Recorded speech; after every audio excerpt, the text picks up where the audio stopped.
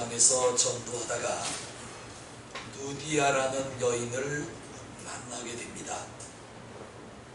그리고 그녀의 온 집안이 세례를 받고 바울을 자기 강가에 있는 자기 집으로 초청을 한 후 계속 그곳에 머물도록 요청을 한 것입니다. 이게 본문의 줄거리입니다. 여인의 직업은 자줏빛 비단을 파는 자주장사로 다른 가족들보다 먼저 예수를 믿고 자기 가족 모두를 구원의 길로 인도하는 믿음이 신실한 여인이었습니다. 루디아는 어떤 여인이며 어떤 신앙을 가졌기에 온 가족을 다 구원했는지 본문을 통해서 보기로 하겠습니다. 첫 번째, 본문 14절을 보시면 두아디라 성의 자주장사였다 그럽니다. 누디아는 자주옷감을 팔아서 자수성가를 하고 큰 돈을 부른 여인이었습니다. 이 세상에는 몰이협작, 사기, 횡령, 부정축제로 돈을 버는 사람들도 꽤 있습니다. 그렇게 번 돈은 쉽게 없어지는 법입니다. 왜냐하면 우리 하나님께서 잠언서에 말씀하기를 불의로 취한 돈은 바람에 나는 겨와 같다 이렇게 말씀을 하셨기 때문입니다.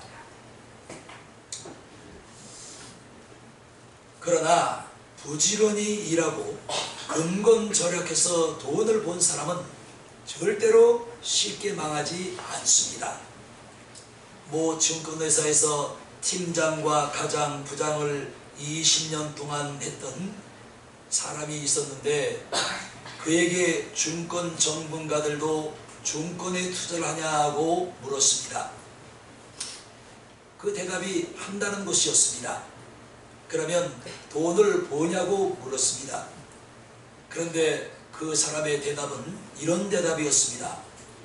증권 전문가라도 90% 이상 집을 날리고 땅 날리고 빈털터리가 되고 싶다고 했습니다. 그리고 자신은 다행히 집은 날리지 않았다고 말을 한 것입니다. 다시 물었습니다. 증권 전문가들은 어느 주식이 오르고 어느 주식이 떨어질 것인지 그 동향을 예측할 수 있냐고 했더니만 그의 대답은 전혀 예측할 수가 없다는 대답이었습니다. 성실하게 일하고 부지런하게 정직하게 돈을 벌고 이런 사람이 살기 좋은 편한 세상 또한 사회가 좋은 사회인 것입니다.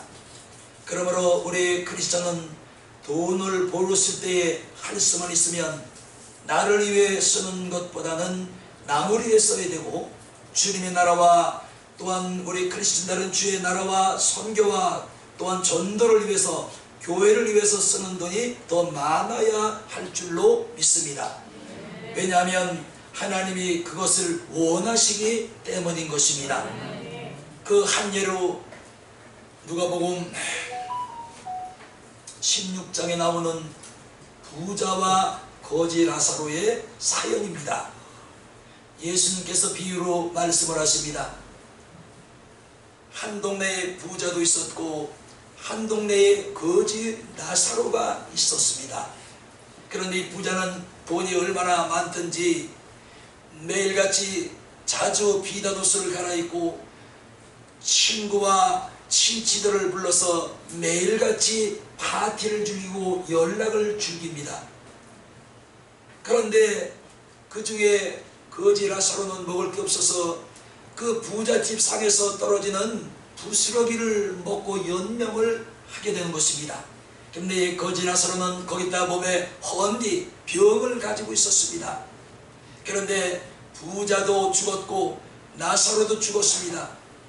그러나 라사로는 죽어서 아브라함 품에 안기고 부자는 심판인 불구덩이로 들어가게 된 것입니다. 이때 부자가 불구덩이에서 너무나 고통스러워서 아브라함을 찾습니다. 아브라함 아버지여, 아브라함 아버지여, 나를 불쌍히 여기소서. 내가 이 불 가운데서 뜨거워 죽겠나이다. 얼마나 죽겠으면 나사로의 손가락에 물을 한 방울 찍어 내 혀에 대주면 내가 살겠나이다. 이런 대답을 합니다. 그리고 또 한 가지 부탁을 합니다.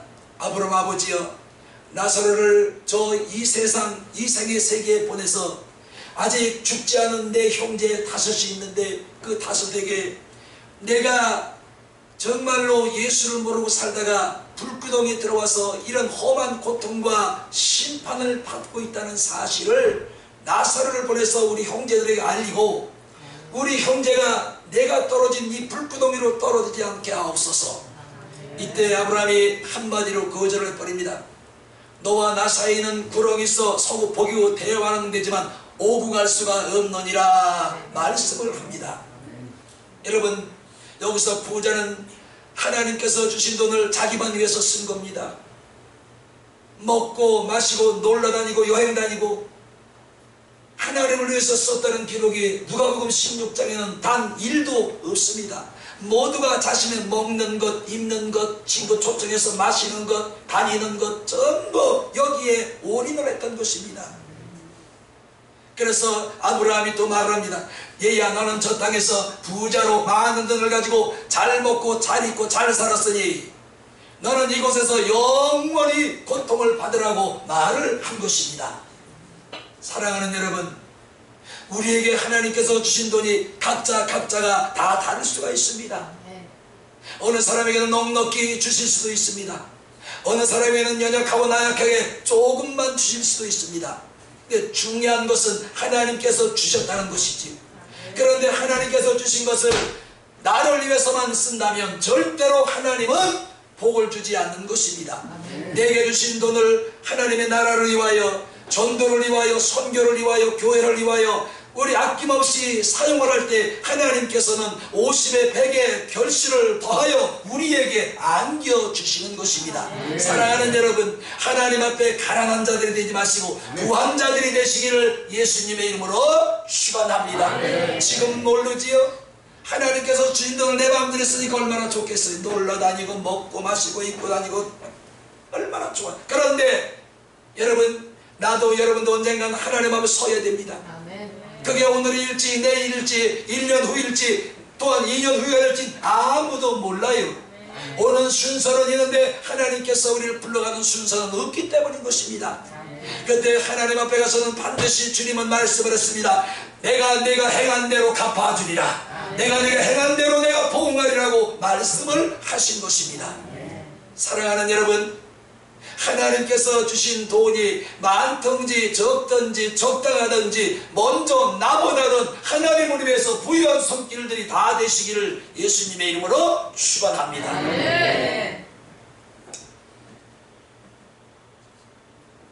루디아는 부지런히 일하였고 성실하게 돈을 모아서 자수성가를 한 것입니다. 그리고 그 당시에 그 동네에서 부자로 소문이 난 것입니다. 그런데 루디아가 이 돈을 자신을 위해서 쓰는 것은 성경에 기록되어 있지 않습니다. 바울의 선교를 위해서, 교회를 위해서, 하나님의 나라의 확장을 위해서 그 돈을 쓰는 것입니다. 우리 한번 가슴에 손을 얹고 생각해.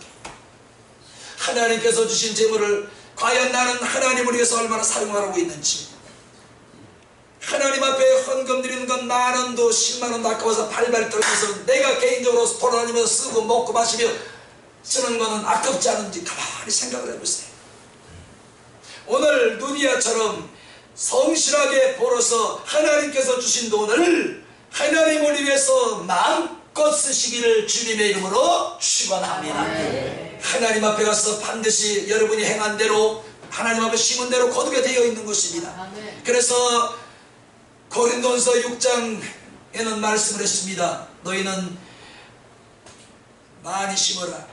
적게 심은 자는 적게 거둘 것이요 많이 심은 자는 많이 거두리니 하나님께서는 인색한 자를 기뻐하지 않는다. 줄겨내는 자를 기뻐하시느니라고 말씀을 하신 것입니다. 여러분, 지금까지는 그렇게 못했을지라도 이제 이후로부터는 하나님 앞에 부유한 손길들, 넉넉한 손길들이 되시기를 예수님의 이름으로 축원합니다. 내 뒤에 거두지 못하면 우리 자손 때에도 반드시 하나님은 거두게 하시는 분이십니다. 잠언 31장 10절 11절에 보시면 어떤 현숙한 여인이 헌숙한 여인인지 기록하고 있습니다. 첫째, 남편에게 선을 행하며, 둘째, 부지런한 여자이며, 셋째, 가난한 사람을 돕는 자유. 오늘 본문에 나오는 자주장사 루디아는 잠언 31장에 나오는 현숙한 여인 중에 한 사람이었던 것입니다.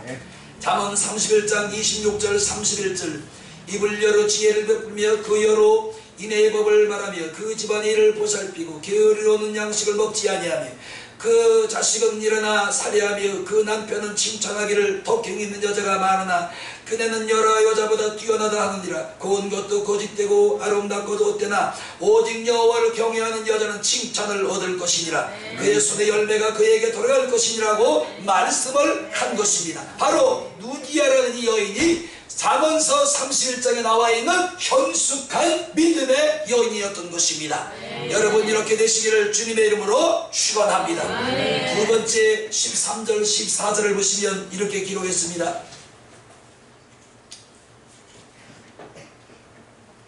안식일에 우리가 기도처가 있는 가야 문 밖 강가에 나가 거기 앉아서 모인 여자들을 말하니 두아디라 성의 자주장서로서 하나님을 공경하는 누디아라는 한 여자가 들었는데 주께서 그 마음을 열어 바울의 말을 청종하게 하신지라 그랬습니다. 13절 14절에서 안식일에 예배를 드리고 성경 공부를 하기 위해 동네 여자들이 모여있는데 루디아도 그 자리에 참석을 한 것입니다.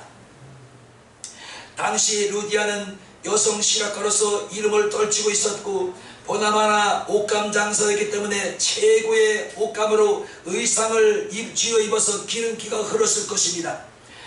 그리고 또한 더 나가서 확인된 말 없지만은 제 마음에 아마 얼굴도 미인이었을 것이다. 여기서 제가 말하는 미인의 기준은 육체의 얼굴이 미인이 아닙니다.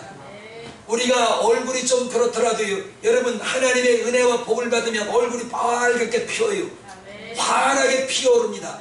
그러니까 본래 육체의 얼굴로 미인인 사람과 은혜를 받아서 미인인 사람은 기준이 달라요. 그래서 나는 여러분이 루디아처럼 정말로 얼굴이 은혜받은 미인들이 다 되시기를 예수님의 이름으로 축원합니다. 이 사람은 돈도 많았고 좋은 옷감으로 옷을 지어 입었고 그리고 하잘것없는 동네 아줌마들이 모여서 강가에서 바울의 말씀을 듣고 있는데 그 자리에 참석을 해서 말씀을 듣고 동네 여인들과 교제를 나누는 여인이었던 것입니다. 이렇게 돈이 많으면 다른 여자들을 약잡아보고 잘난 척하고 교만하게 활동하며 살 수도 있었을 것입니다. 그런데 그녀는 안식일에 성정 동물단인 자기 집 앞 강가에서 예배를 드리고 참석을 해서 거기서 성경 말씀을 경청을 했던 것입니다. 사랑하는 여러분, 잘 살든지 못 살든지 학벌이 좋든지 안 좋든지 사는 동네가 부촌이든지 달 동네이든지 어디서나 누구와 함께 어울릴 줄 아는 사람이 성경대로 잘 사는 누디아와 같은 여인인 것입니다. 여러분, 나는 여러분이 교회에서 이 공동생활 속에서 누구와도 잘 어울리고 누구와도 잘 대화하고 누구와도 잘 교제할 수 있는 은혜가 있기를 예수님의 이름으로 축원합니다. 루디아는 그런 여인이었습니다. 얼마 전 국회의원들로 뽑힌 사람들은 서로 앞을 다투어 선거할 때 보니까 자기는 서민이고 가난했고 고생을 많이 했다는 것을 자랑으로 내세우고 앞세웠습니다. 그러나 한 지역을 대표하는 정치인은 그 지역을 구성하는 국민의 성분인 정산층, 서민층, 무산층, 지식층, 무식층, 사용자, 노동자 각계각층이 모여있기 때문에 그들을 함께 포용하고 다독거릴 수 있는 정통적인 리더십을 받아야 한 지역을 대표하는 대표자가 될 수가 있는 것입니다. 그런데 다시 모셔봐요. 국회의원들 당선되는데 국회의원 선거할 때는 여러분을 찾아다니면서 아주 허리가 부러지도록 두 손을 내밀고 가진 나양을 다 뜨는데 국회의원 당선되고 나면 여러분 낯짝을 한번 본 적 있나요? 말 좀 해보세요. 보신 분 있으면. 다시 나를 뽑아주셔서 정말로 국민 여러분 감사합니다. 정말로 열심히 하겠습니다. 도와주십시오. 이런 놈들을 봤어요?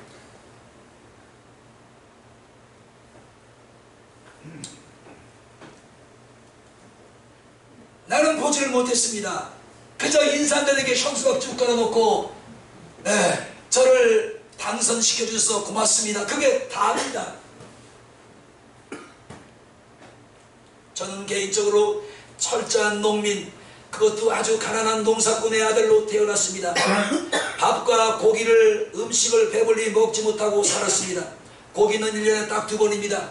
추석 때, 구정 때 1년에 딱 고기 2번 먹으면 1년 내내 고기 구경 1번 못하고 살았습니다. 더 나가서 겨울에는 누더기 옷을 입고 형들이 입다 물려준 옷을 벗어놓으면 그 옷을 또 입고 또 입고, 그래서 저는 셋째이기 때문에 첫째 입고 둘째 입고 세 번째 내려오면 누더기 옷이 돼서 무릎팍은 더덕더덕 짚고, 속냉이는 소매에 더덕더덕 소매 꼬매 입고, 또한 무릎에 더덕더덕 이 헌금을 꼬매 입은 것을 입고 다니는 겁니다. 한 번도 운동화를 신어본 적이 없습니다. 항상 까맣고무신. 요즘 까맣고무신 나오는지 몰라요. 그런데 요즘 까맣고무신이 그전같이 질긴가요? 우리 학교 다닐 때, 국민학교 다닐 때 까맣고무신이 얼마나 질기면 빨리 나르라고 신발을 딱 받으면 막 비비는 거예요. 빨리 떨어지라고. 새손 신고 싶으니까. 그런데도 그렇게 안 떨어져. 참 질겼어요.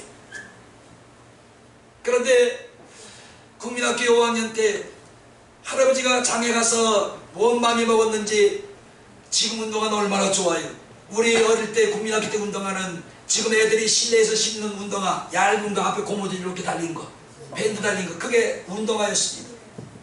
그거를 신고 얼마나 좋았는지, 야, 나도 운동화 신었다. 운동화 신고 동네 가서 동네 애들이 다 집집마다 4-5명씩 다 있을 때니까 얼마나 많아요. 그래서 운동화 신고 좋다고 막 뛰어들고 학교를 갔다 오다가 그만 비가 와가지고 운동화가 다 젖은 겁니다. 그런데 할아버지가 운동화를 말려준다고 그 아궁지에, 소죽 쓰는 아궁지에 이 운동화를 넣고, 이 영감 할아버지가 정신이 없어가지고 운동화를 넣는 걸 모르고 불을 떼서 그냥 고무탄 데가 막 진동을 하는 겁니다. 그래서 평생 한번 그때 운동화 사준 거 얻어 신었는데 그 운동화 그냥 불에 타고 만 거예요. 얼마나 억울한지, 얼마나 슬픈지 하루 종일 그것 때문에 울고 밥도 안 먹고 학교도 안 갔습니다. 참 지금 같으면 아무것도 아니지요. 그까지 운동화가 뭐예요?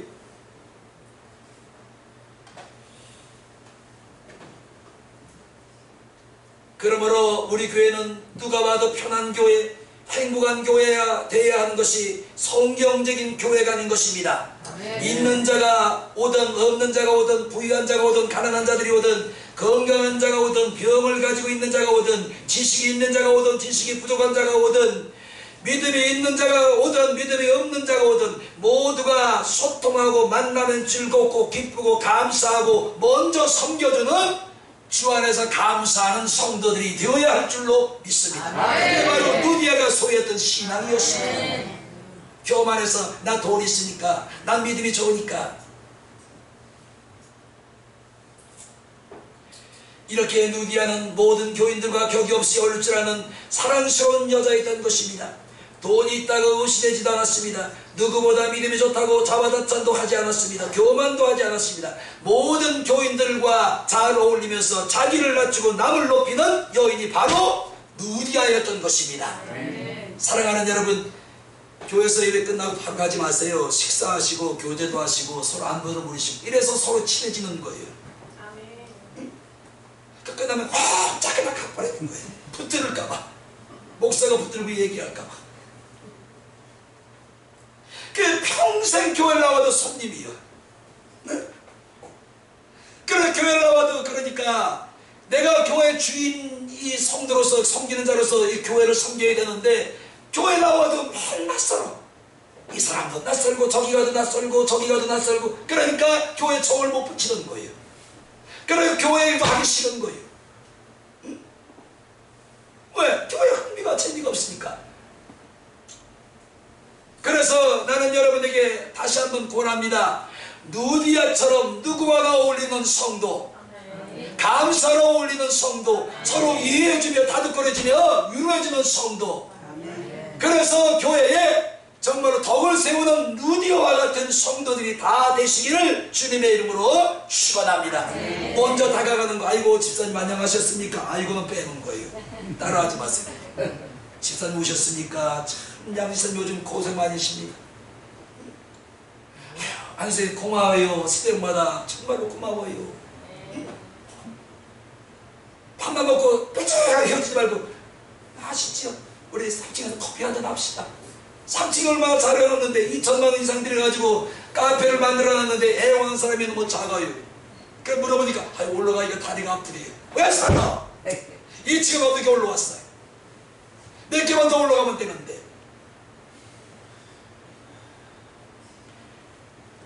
우리 모든 교회가 교통하고 소통하고 대화하고 섬겨주고 위로해주고 격려해주고 축복해주는 누디아와 같은 교인들이 되시기를 주님의 이름으로 축원합니다. 삐죽이 갔다 삐죽이 가지 마세요. 손님처럼.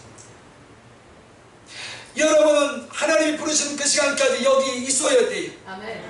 내가 먼저 하나님에게 부름을 받을지 여러분에게 먼저 하나님 부름을 받을지 몰라요. 오는 순서는 가는 순서는 모르기 때문에. 그래서 이곳에서 여러분 주님 만나야 되고 구원받아야 되고 하나님의 은혜를 입어야 되고 하나님 복을 받아야 되는 것입니다. 여러분 자꾸만 어디 딴 데 나가려고 하지 마세요.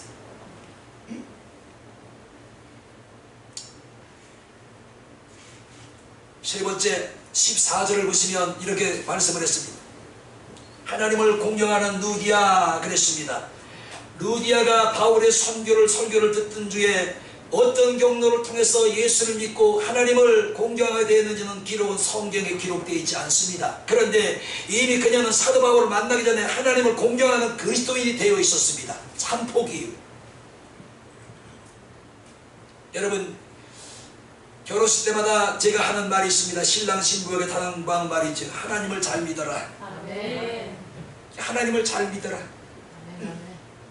그게 기본이기 때문에. 두 번째로 부모에게 효도하라. 그게 기본이에요. 왜냐하면 성경은 분명히 말씀을 했습니다. 내 부모에게 효도하면 내가 이 땅에서 잘 보세요. 잘 될 것이요.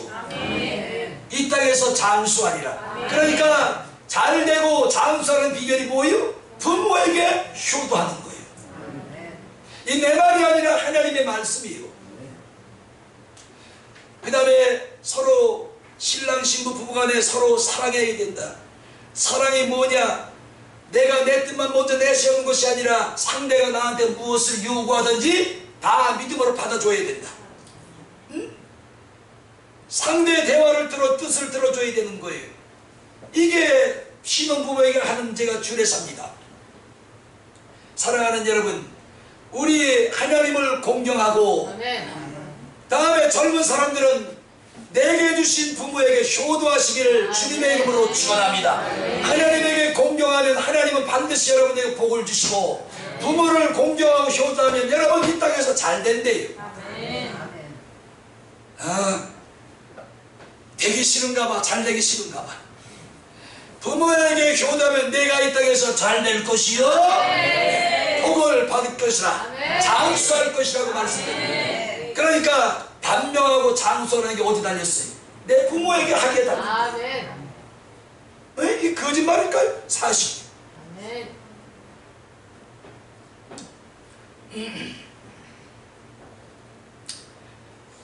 미국의 양명성을 가진 나라입니다. 세계에서 가장 인권 보장이 잘 된 나라가 미국입니다. 이곳 저곳에서 그러나 인권 유린이 되는 나라도 또한 미국이죠. 또한 전 세계가 가난한 나라를 돕고 지원하지만 자기네 국가의 이익을 위해서는 한치 양보도 하지 않는 나라가 미국입니다. 그리고 세계 제1의 기독국가이면서도 범죄와 마약, 총기 사고가 타락이 가장 많이 일어나는 역사는 여기도 미국이에요. 더 나아가서 히피 운동이라는 게 있습니다. 성결한 운동이 있습니다. 동성애 운동이 가장 활발한 나라도 미국입니다. 그러니까 세계에서 하나님을 가장 많이 잘 믿는 나라도 미국이고 죄도 가장 많은 나라가 미국이, 그 양면성을 가지고 있는 나라가 바로 미국인 것입니다. 그 중에 해피족이 있는데 해피족은 긴 머리와 긴 수염을 기르고 방탕생활을 하는 자들인데 그들은 경찰과 같은 박해하는 자들에게 평화의 상징인 꽃을 주는 습관을 가지고 있기 때문에 자신들은 꽃의 자녀요 꽃의 세력이라고 불렀습니다. 더 나아가서 그들은 공동체 사회를 세우고 재산, 애정, 자녀들을 공동으로 소유하고 합되는 가정을 생활을 실천하는, 마누라도 공동으로 소유해요.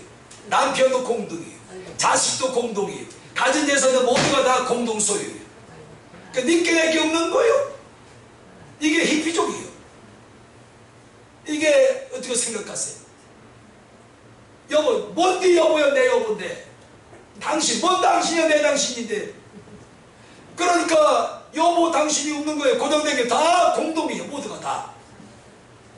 그러한 목표에 도달할 것으로 마약을 권장하고 마약의 족티에서 문명세계를 의식하지 않게 돼야만 진정한 자기를 찾을 수가 있다고 하는 것이 히피족입니다. 이게 미국에. 우리나라에 그게 있어요? 없어요. 이와 같이 미국은 정치, 군사, 외교, 정부, 경제 등 모든 면에서 다른 나라보다 월등히 뛰어나기 때문에 정말로 그 나라를 감히 세계 어떤 나라도 넘볼 수가 없는 것이지요. 그런데 예수를 믿는 사람도 가장 많은 나라가 미국이에요. 기독교가 가장 많은 나라가 미국인데 범죄하는 확률이 가장 많은 나라 또한 미국이에요. 어떻게 이해할 거예요? 그런데 미국은 대통령이 취임할 때 성경 위에 손을 얹고 하나님 앞에 온 국민이 보는 앞에 선서를 합니다. 이렇게 하는 것은 국가나 대통령도 하나님의 말씀의 권위를 인정하는 거예요. 높여드리는 거예요. 이렇게 밝은 긍정적인 면도 있지만 미국은 부정적인 어두운 면도 있는 것이에요. 그러나 그 나라가 이런 면에도 불구하고 지금까지 세계 초강대 일국 남아있는 것은 이런 하나님을 높여드리고 하나님의 말씀의 존엄성, 존귀함을 높여드리기 때문에 하나님께서 그 나라를 지금까지도 잡고 계시는 것입니다. 우리나라는 대통령이 취임할 때 국민을 거명하고 헌법을 들먹입니다. 뿐만 아니라 헌법을 정권을 잡고 힘과 권력을 가진 자들이 거의 다 이 법령을 권력을 가지고 있어요. 여러분, 같은 법이 적용돼도 우리 서민은 그 법의 보호를 100% 못 받아요. 그런데 권력 힘이 있는 놈들은 그 법이 보장하는 모든 것들을 다 권력을 누리고 보장을 받고 있는 겁니다. 그렇지요? 이게 우리나라 실정이에요. 그러므로 하나님을 섬기고 공경하는 개인, 가정, 국가는 반드시 하나님이 번영을 시켜주시는 것입니다. 그리고 복을 받습니다. 세계적으로 기독교 국가의 경쟁력과 해교도와 불교 우상 숭배하는 나라의 경쟁력을 가만히 비교해 보세요. 저쪽 동남아, 우리 대한민국을 가만히 비교해 보십시오. 어느 나라가 더 잘 삽니까? 물어보나 말았죠. 이제 저는 앞으로 이렇게 할 겁니다. 지금까지도 그렇게 했지만 어느 후보가 절간에 몇 번이나 찾아갔는지 하나님의 이름을 몇 번이나 부르는가를 지켜볼 것입니다.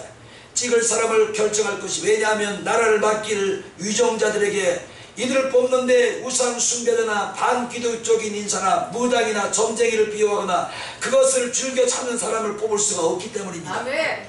왜? 나는 믿는 사람이기 때문에. 아멘. 그러니까 당을 떠나서 내 지역 출신을 떠나서 누가 하나님을 더 많이 찾고 누가 하나님을 더 많이 영화롭게 했느냐, 난 이걸 보고 지금까지도 선거를 해왔지만 앞으로도 그렇게 할 것이다 이 말이에요. 출애굽기 20장 6절, 나를 사랑하고 내 계명을 지키는 자에게는 천대까지 은혜를 베푸시느니라. 잠언 3장 9절 10절, 여호와를 공경하라. 그리하면 내 창고가 가득하고 내 집들의 새 포도주가 넘쳐나리라. 사랑하는 여러분, 아멘만 하시. 오늘 루디아는 하나님을 공경하는 자였더라. 그랬더니 하나님께서 그의 삶을 책임을 지신 것입니다. 이 나라와 이 백성도 하나님을 공경하면 반드시 지금보다 월등히 잘 살 겁니다. 여러분도 똑같습니다. 우리 하나님을 공경합시다. 루디아처럼. 네 번째 14절 끝을 보시기 바랍니다. 주께서 그 마음을 열어 바울의 말을 청종케 하신지라 그랬습니다. 말씀을 청종케 한 것은 바울에 대한 관심이 컸음을 알 수가 있는 대목입니다. 바울을 존경하고 신뢰했기 때문에 바울이 전하는 말씀을 청종할 수가 있는 것입니다. 만약에 제가 하는 설교도 똑같습니다. 여러분, 제가 설교를 하는데 여러분이 저를 존경하지 않으면 여러분 제 설교를 들을 리가 없어요. 아이고 전화 잘해야지. 저거 미친놈이 꼴값을 떨고 있네. 밑으로 핸드폰 놓고 해도 잘해, 너나 잘해. 공경하지 않으니까 그 말씀이 들리지 않는 거예요. 어디 좀 봐요지. 누가 저를 존경하는지 안 하는지 보면 알아요. 존경을 하기 때문에 그 입에서 나오는 하나님의 복음의 생명의 말씀을 듣는 것이지요. 아멘. 목사를 존중하지 않으면 절대로 목사 입에서 나오는 생명의 말씀이 능력이 있고 권세가 있어도 그 말씀을 받지 않습니다. 아멘. 내가 보면 알아요. 아멘. 이렇게 설교자가 싫어지면 설교가 싫어지는 것이지요. 더욱 심각한 것은 계속적으로 설교가 싫어지든지 않으면 영원히 기근 현상이 일어나게 되는 것입니다. 그래서 주님은 말씀을 했습니다. 계시록 3장 22절에 라오디게아 교회에게 명령을 합니다. 성령이 교회에게 하시는 말씀을 들을지어다. 아멘. 오늘 이 말씀이 내 말이 아니라 저를 통해서 하나님께서 성령이 하시는 말씀을 전하고 있는 것입니다. 아멘. 교회들은 성령이 하시는 말씀을 들을지어다. 아멘. 저를 존경하기 때문에 여러분이 아멘 하는 거예요. 아멘은 깨끗해서 아멘. 너가 좀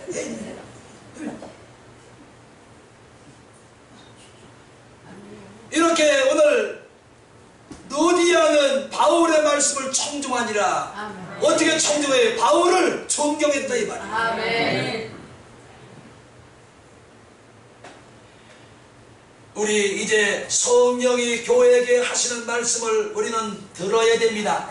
그리고 들은 것으로 끝나지 말고 반응을 보여야 됩니다. 주여 말씀하옵소서. 내가 듣겠나이다. 아멘. 자, 따라합시다. 주여 말씀하옵소서. 내가 듣겠나이다. 아멘. 들으셨잖아요. 아멘.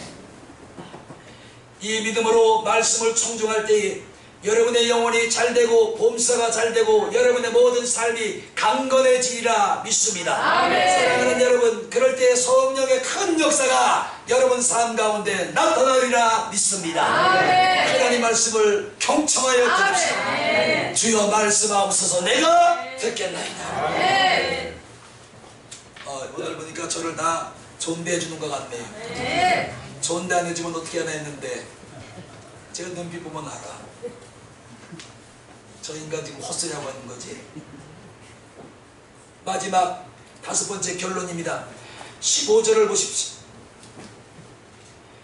저와 그 집이 다 세례를 받고 그랬습니다. 사도행전 8장 38절, 그 당시 에티오피아 장관이 빌립의 전도를 받고 현장에서 세례를 받습니다. 사도행전 16장 33절을 보면 빌립보 교회에 복음을 전하다가 바울과 실라가 옥에 갇히게 됩니다. 그런데 이 바울과 실라가 옥에 갇혀서 한 일이 뭐냐면 둘이 힘있게 찬송을 하고 하나님 앞에 부르짖어 기도하는 것이었습니다. 여러분, 지금 뭐 죄진 것도 없는데 복음 전하다가 옥에 갇혔는데 이게 바울과 실라한테 좋은 일이 아니잖아요. 사람을 죽인 것도 아니고 무슨 반국가적인 행동을 한 것도 아닌데 예수를 전했다는 것 때문에 옥에 갇힌 거예요. 얼마나 억울하겠습니까? 하나님이여, 내가 복음을 전하다가 옥에 갇혔는데 왜 이런 일을 나한테 허락합니까? 나 이것 때문에 불만입니다. 하나님, 나 앞으로 전도 안 할래요. 선교 안 하겠습니다. 바울은 그러지 않았어요. 옥에 갇혔는데 바울과 실라가 박수를 치며 하나님을 찬미하며 기도에 전혀 힘씁니다. 하나님께서 그의 찬송과 기도를 들으시고 천군 천사를 파송을 합니다. 아멘. 그리고 옥문을 열어젖히고 착고에 처해있던 바울과 실라의 손과 발을 풀어버립니다. 아멘. 이 광경을 지키고 있던 옥문지기들이 깜짝 놀랍니다. 이때 바울이 외칩니다. 주 예수를 믿어라. 주 예수를 믿어라. 그리하면 너와 내 집이 구원을 얻으리라. 할렐루야. 그게 사도행전 16장 31절 말씀이죠. 여러분은 주 예수를 믿으라 그 말을 듣고 간수들이 자신뿐만이 아니라 자신들 가족 모두도 세례를 받고 구원을 얻었다고 성경은 기록하고 있습니다. 보십시다. 이제 오늘 우리의 가정은 어떤가요? 우리 가정은 어떤가요? 오늘 루디아는 온 가족이 다 예수 믿고 구원을 얻었습니다. 근데 여러분 가정은 어떤가요? 나만의 터리 믿음을 하고 있지는 않는지, 나 홀로의 믿음을 갖고 있지는 않는지.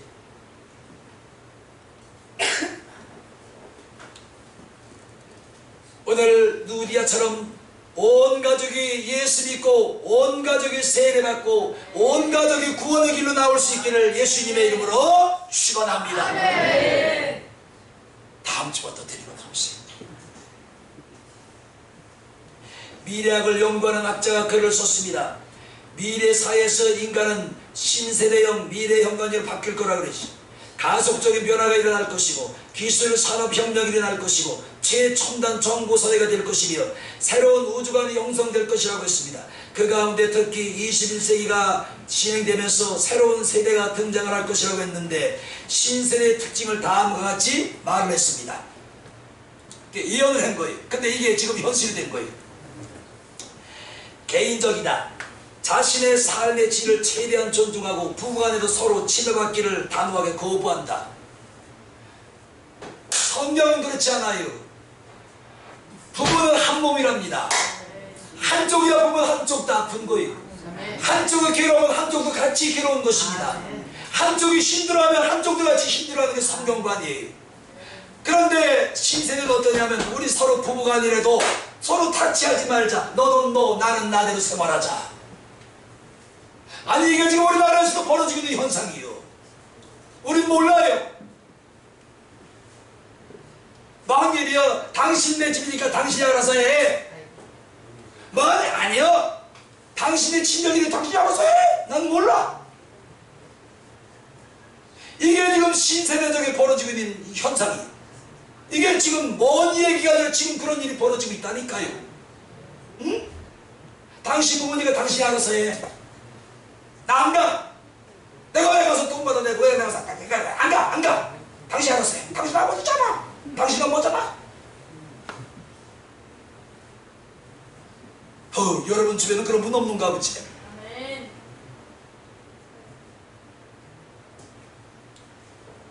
이렇게 부부간에 서로 치매받거나 또한 이렇게 간섭하는 걸 단호하게 거부합니다.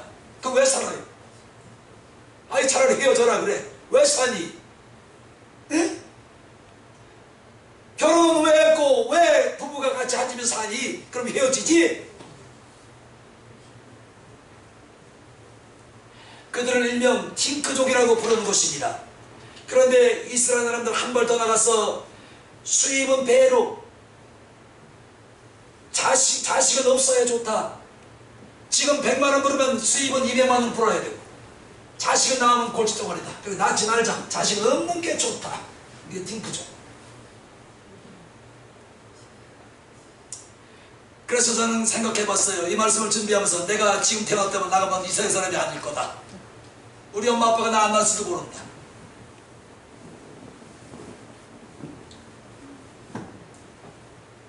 둘째, 형이 학적인 것, 행경막 아래의 것들로 쾌락을 추구하려 보니까 먹고 마시고 놀고 즐기는 것으로 삶을 지배하고 또한 인생을 살아가는 겁니다. 다니는 것, 먹는 것, 여행 가는 것, 이게 인생의 전부예요. 그래서 돈 때문에, 유흥비 때문에, 쾌락 때문에 사람을 죽이기도 하고 도둑질하기도 강도짓을 하기도 하는 것입니다. 그러니까 여러분, 우리의 정신세계가 돈을 지배해야 되는데 거꾸로 돼서 돈이 우리 정신세계를 지배해버린 거예요. 오늘 여러분 정신세계가 돈의 지배를 당하고 있다면 바꾸셔야 돼요. 여러분의 정신세계가 돈을 지배해버려야 하나님이 원하시는 축복의 사람들이 될 수가 있는 것입니다. 이제 듣고 보니까 어때요? 돈이 나 정신세계를 지배하고 있었구나. 난 이걸 왜 몰랐을까? 이제 알았으면 회개하면 되는 거예요. 아멘. 순서를 뒤잡으면 되는 거예요. 네. 셋째, 오늘 우리는 성별 구별이 모호한 시대에 살고 있습니다. 남자들이 나시린도 아닌데 긴 머리를 하고 다닙니다. 귀걸이, 코걸이, 목걸이, 팔찌, 심지어는 성형수술. 남자가 뭘 피부관리를 받아요. 나 좀 보세요.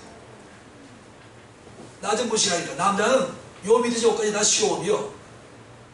요 아무리 가서 마스터 대학 받아 시험 면허가 작성 주고 나면 또 헛일이요. 응? 그런데 남자들이 피부관리실에 가서 피부관리 받는 거예요. 아유, 난 가서 그냥 예이 이놈아 예이 에? 나 좀 잘 보셔봐요. 남자는 요 코 밑에 좀 시험이요. 그래서 피부관리를 가서 저녁에 가서 멋지게 받고 왔는데 아침에는 출근해야 되는 시험 기록을 가요? 면도해야 되잖아요. 면도가를 박박 문지르면 지 피부 관리받은 거 헛일이요. 돈 내버리고 왜 그치라고 있냐고요. 응? 그래서 제가 아까 9시에 저기 어느 사람 물어봤어요. 아니 나도 늙으니까 자꾸만 눈이 까불이 악바로 쳐져서 자꾸 눈이 안 보인다 이제는. 그래서 어떨 땐 눈을 이렇게 치게 돼 잘 보일 때도 있다. 눈을 어떻게 이게 올려야 되나 말아야 돼. 올리지 말래네. 그래서 알았어요. 내 집사님 말만 듣기로 했어요. 그리고 내 동생이 사모가 오빠 얼굴에 저기 뭐 좀 넣어. 이런 데 좀 넣어. 이렇게. 그 말도 그것도 넣지 말래네. 지가 뭔데. 그게 알았다고 그랬어요. 여러분, 무슨 남자가 여자도 아닌데 이렇게 피부관리까지 받고 꼭 나 좀 보셔봐요. 머리도 미용실 가서 하네. 네? 아니 미용사 데 가서 머리 자르는 것과 이발사한테 머리 자르는 것과 달라요? 더 비싸. 미용실에 가면. 여기 뒤에 가면은 이발소 무슨 이발소더라. 거기 가면 그 영감률이 7,000원 받아. 그 미용실 가면 2만 원이잖아요. 뭐가 달라? 거기 가면 면도까지 싹싹 밀어줘. 여자 미용실 가면 면도 안 해주잖아요. 머리는 감겨주나? 더 나가서 성전환 수술로 남녀 성별이 모호해져 버린 시대에 살고 있습니다. 넷째, 자연적인 것을 좋아함으로 탈조직, 탈구조, 남의 이목을 개의치 않고 좋다고 여기면 언제 어디서나 남의 눈치 보지 않고 내가 좋으면 다 하는 겁니다. 네? 그래서 제가 금요일날 교회를 나오는데 어떤 현상이 벌어지냐면 젊은 애들이요 여름에 반팔을 입고 반바지를 입었습니다. 그래 둘이 이렇게 포대사 가지고 서로 손도 만지고 조금 있더니 아니나 달러 너 잘해야 되는데 그러니까 남이 보다 빨더니 내가 좋으면 하는 거예요.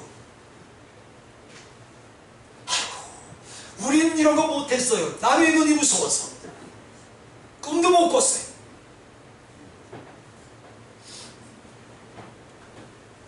문제는 이런 인본주의가 현재 우리의 신앙생활에도 거대한 기대한 영향을 미치고 있다는 사실입니다. 인본주의가 날뛰는 신시대에 이 자녀들 그리고 젊은이들을 구원의 길로 우리는 반드시 우리 자식부터 인도해낼 줄로 믿습니다. 인본주의에 물들어가는 우리 자식들 그냥 놔두지 마시고 속히 주님 앞으로 인도하시기를 예수님의 이름으로 축원합니다. 그래서 누니아의 가족처럼 가정과 가족은 혈연 공동체이며 하나님이 만드신 작은 공동체인 것입니다. 그래서 태초에 하나님께서 우주 만물을 창조하시고 에덴 동산에 아담과 하와를 만들어 놓으시고 그들에게 가정을 허락을 하셨습니다. 아멘. 그게 가정의 1호입니다. 아멘.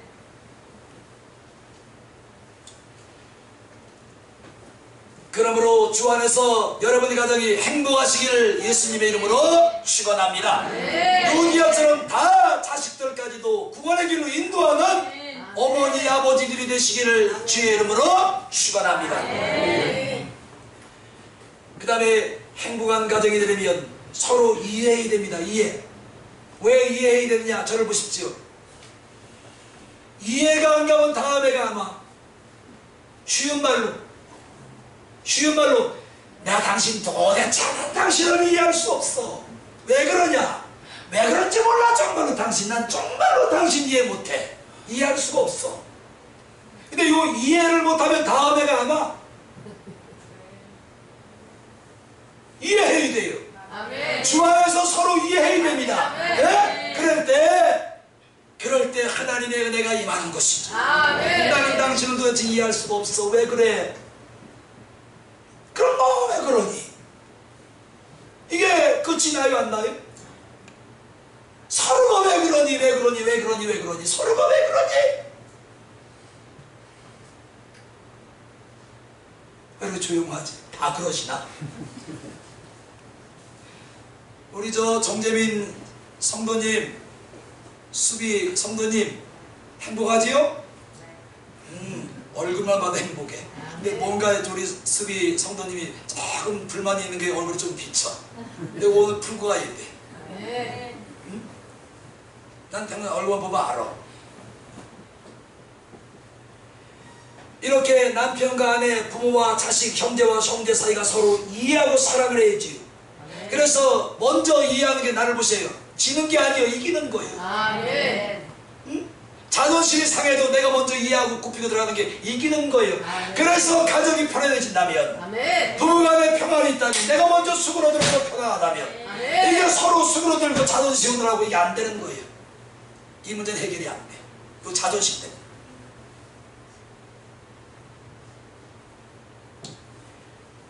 한번 따라해 봅시다. 여보. 여보 없는 분들 하지 마시고. 여보, 우리 수비 자매는 크게 해. 여보. 어? 한번 여보. 아이고 참. 다 같이. 여보. 모든 게 내 탓입니다. 미안하오. 이러면 끝나는 거예요. 아멘. 거기 수식어가 뭐가 붙을 게 있어요. 여보, 미안해. 내가 먼저 잘못했어. 난 그렇게 할 것 같아. 못할 것 같고요. 김정수 원사님이 얘기해 보셔. 이 비몽사가 그렇게 할 것 같아. 못할 것 같아. 응? 그래서 그런 말 안 하려고 안 싸워. 아예 그런 말을 하기 싫어. 안 싸워버려. 그냥 피해. 며칠이 그냥 말 안 해. 그냥. 그러면 서로의 놓아줘 그냥.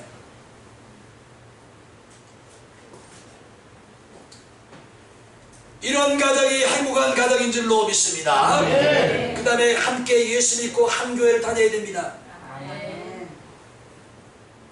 뭐 아빠는 대학교에, 엄마는 저기, 아들은 뭐 절감을 간대나 청주교를 간대나.